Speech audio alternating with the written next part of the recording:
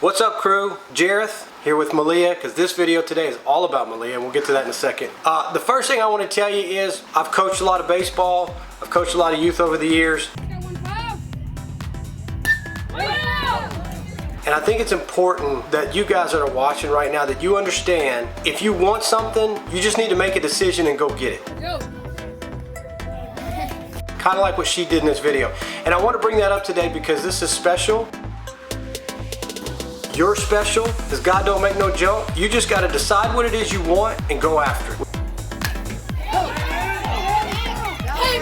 With that being said, we're going to tell you about a couple cool things we got going on, and we're going to show you this video where Maliyah hits a 2-run home run shot. If you haven't seen the last video we went down to Fort Myers, Florida. We did a lot of cool stuff down there. We played baseball. No, we went to the beach. We went shell hunting. We went shell hunting. We went eating on the beach. We ate on the beach. But anyway, we were in Fort Myers mainly for the baseball tournaments. So if you haven't watched that video, make sure, I'll put a link to it wherever it goes. Make sure you watch that video. Alright, there's your sunglasses. Get a pair of sunglasses. Let's go.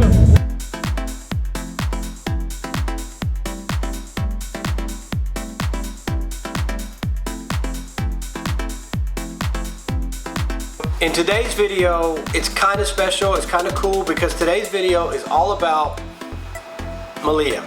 So Maliyah plays baseball. In this video, she hits a 2-run home run to end the game. She's playing at this huge tournament down in Fort Myers, Florida. She's playing against little boys.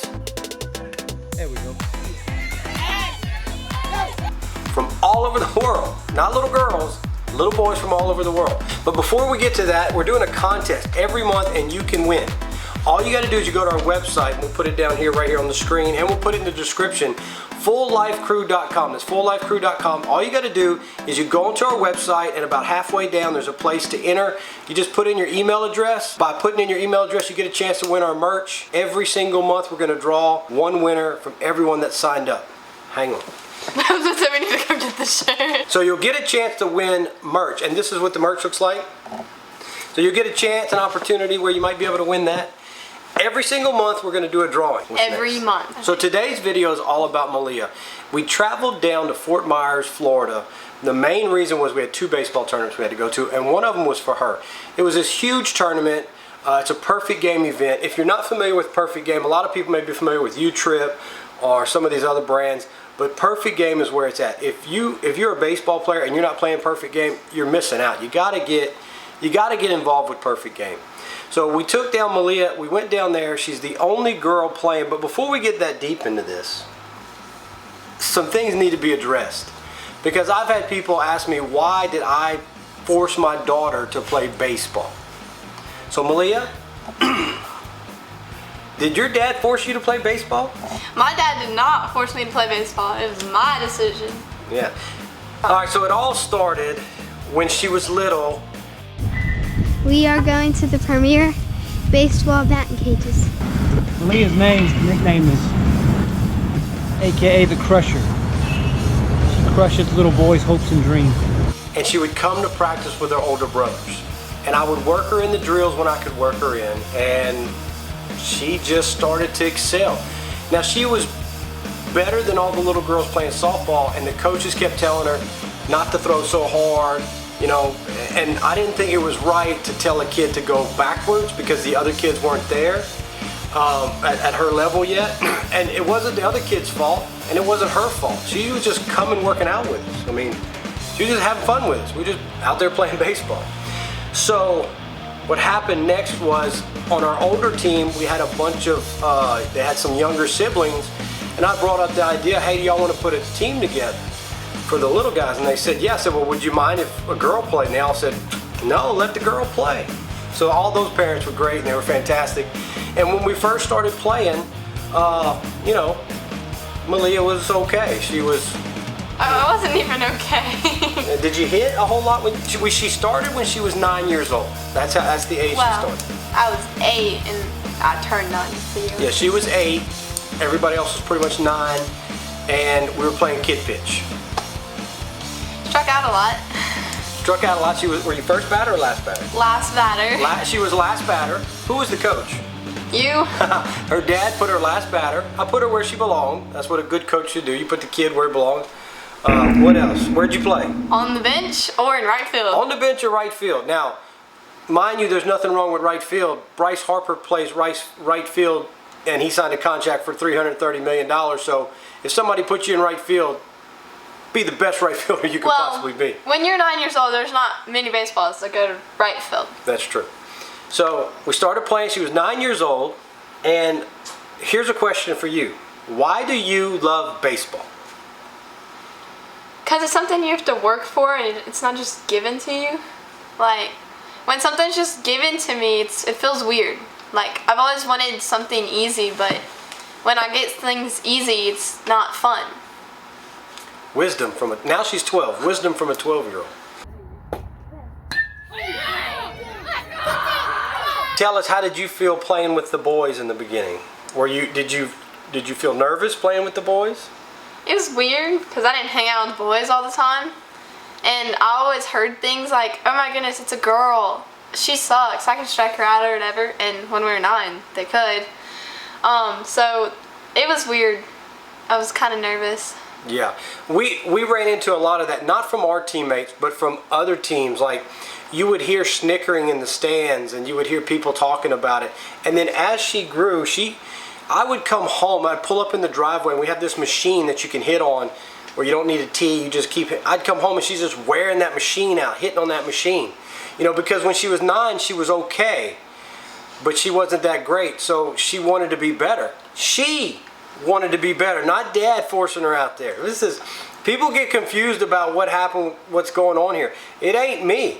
It's her. I would come home and she's just hacking away on that machine, hacking. I would go help her, say, "Hey, we need to tweak this, tweak that." She's just hacking away, throwing, pitching. So she did all this stuff. I mean, we worked on it together, but she had that drive and that initiative where she was out there just doing her thing, like getting the work in.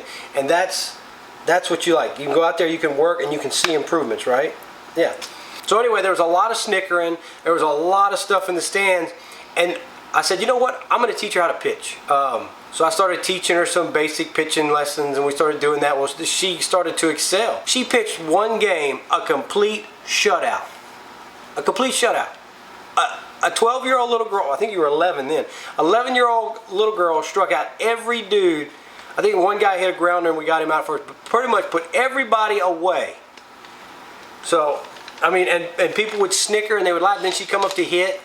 She hit a double, she hit a triple, she'd bang one off the fence, all the snickering would stop. What was cool was we went down to Fort Myers, Florida, and when we initially got there wasn't all that snickering and all that other stuff, because that group of kids, these are some of the best kids, best 12-year-old kids in the country. So we're down here at this event. It's a perfect game event, and the reason I took her to this event, first she got an invitation. We accepted the invitation. I thought it would be good for her because she is going to transfer to softball. We're both realists. We understand that the boys are going to get bigger and stronger, and things change. And do you want to play softball? Not really. It has the word soft in it, and it just bothers me that it's called softball. But I mean, I guess I'll play it. So at this event, at this perfect game event, they had a lot of cool things, like you guys got to do around the horn. And like they had some contest. There was around the horn. 3 more times around the horn for Team South. 1 more time around the horn for Team South. It's going to be a close one, folks. It's going to be a close one. And the final time for Team South.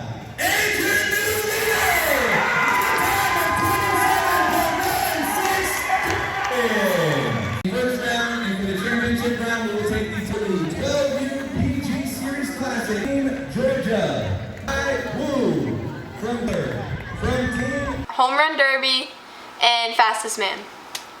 And you didn't compete in the home run derby or the fastest man, but Since it was a team thing for the round the horn, after all the teams went, my team won, and we got a super cool hat, nicer than the ones that we wore for all the games. So So they had an around the horn contest, and her team won the around the horn. So when we first got there, they did like they had to run a 30-yard dash, and they took down your time.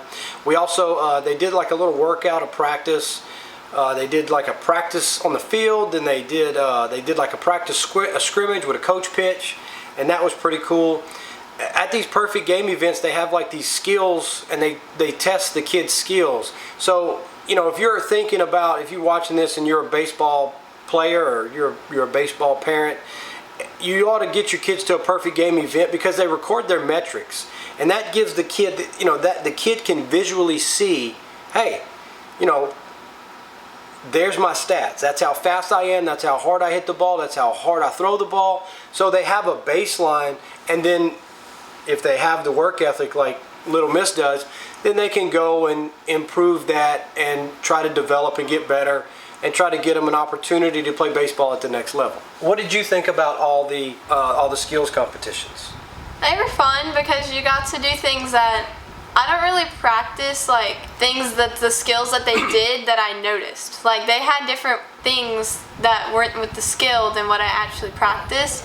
So like it was fun. We did something really cool because we were playing down in Fort Myers, where the Minnesota Twins, do their spring training. So right at the facility we're at, right on the other side of the park is their stadium, their summer stadium. So that was really cool. We went to a minor league game. Saw the minor league game. It was a really tight game. It was going like, no, actually it wasn't a tight game, right? No. Oh, it was. It was. Not in the beginning. The Muscles were losing by like 4 or 5.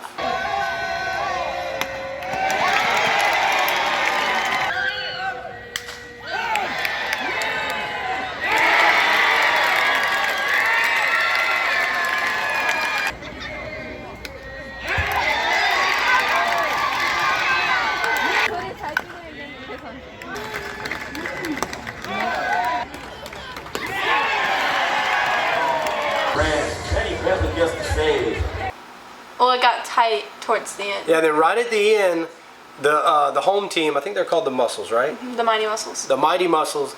They make a couple of key plays, and they come back, and it was a really cool experience because you're at like a major league game, but it's not a major league game. They only making like $400 or $500 a month to play these games, so these guys are having to go work a normal job and keep up their baseball. Yes. And then go play in these games, and they're all trying to get to the league. Most of them won't make it, but it's just cool to see that these guys are 20-something years old, late 20s, and they have a passion for the game. They're still playing. Plus, they had 2-for-1 hot dogs. Oh yeah. Yeah, buy one get one free. The hot dogs and the beer were buy one get one free, so I had a good time. I watch a lot of baseball games, and we watch them on TV and stuff. But like, I got to watch a Miners game in real life, in person, because Colin West got to go watch the Astros game with you one time. I've never taken you to an Astros game? Mm-mm. You just brought me home a souvenir when you went with Colin West. All right, Dad, to-do list, get her to an Astros game. Here's the reason y'all came, is to watch a 12-year-old little girl hit a home run. Now, we played baseball on a lot of fields over the years. Some of them were small. Some of them were big. The field that we played on, the perfect game fields, they were 285 in the corners. So for 12-year-olds, that's pretty good. 285 in the corners. Most high school fields are like 300 or 315 in the corner. So you wouldn't think in your mind that she's going to hit one 285 feet. Now she's hit a lot of balls that have just in some of the places we played, you've hit a lot that have just smacked into the fence, right? Yeah, just line drives in the fence. Line drive in the fence. Now I didn't teach her to hit home run balls. A lot of guys hit home run balls, hit them up in the air, and they float, and they just float out of the park. I was teaching her to get doubles. I was teaching her to hit the ball, get a double, and push the other guy around, push the other guy home. That's what we've always taught. And if it goes over, good for you. Yeah, if you hit it right and it goes over and everything works out, great. Well, this one, she's at a perfect game event. I was not even thinking of a home run. So you get up to the plate. We're playing who? Puerto Rico. We're playing Puerto Rico. We're playing Blue. Puerto Rico. The team we're playing is from Puerto Rico. We're playing a whole nother country. A whole nother country. That's how high the competition was at this event. So you get up there with your ponytail, my pigtails. She had her pigtails in. I got up there with my pigtails and first ball over. Actually, it was second ball because first ball was a ball. Then second ball is down the middle. Now, when you hit the home run, did you know immediately when it left the bat it was going? No, I was sprinting. I was shooting for a triple, and then the umpire was like, and I was like, oh my goodness, I hit over. I did not think at all I hit that ball over. I was just sprinting. I was going to get as far as I could. Yeah, and everybody was pumped up, and that ended the game. It technically wasn't a walk-off, but it was a walk-off because, you know, at their level they have run rules. So we were beating them up pretty good. Our team was called the South. Oh, you're wearing your shirt. Our team was called the South. So we were beating them up pretty good. And that hit, she hit, pushed the one guy in, and then she came in. So they mercy ruled them. So I guess you could call it an official walk-off. Yeah, I can call it that.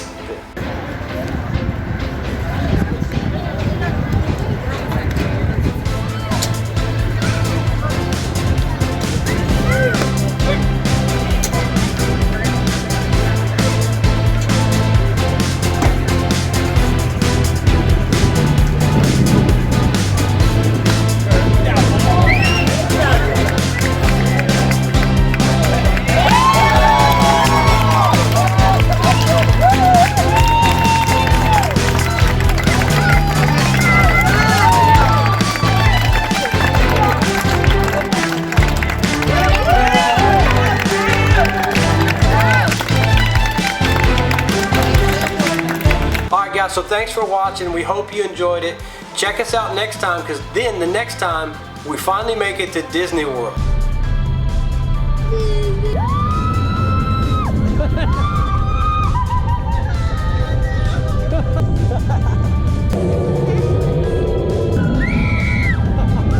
And taking 10 people to Disney World, well, would be 9. Taking 9 people, I'm number 10.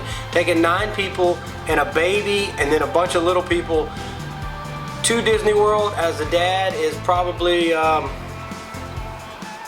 scale of 1 to 10, stress level 9.25, pretty close to 10. I had no stress. Yeah, I did.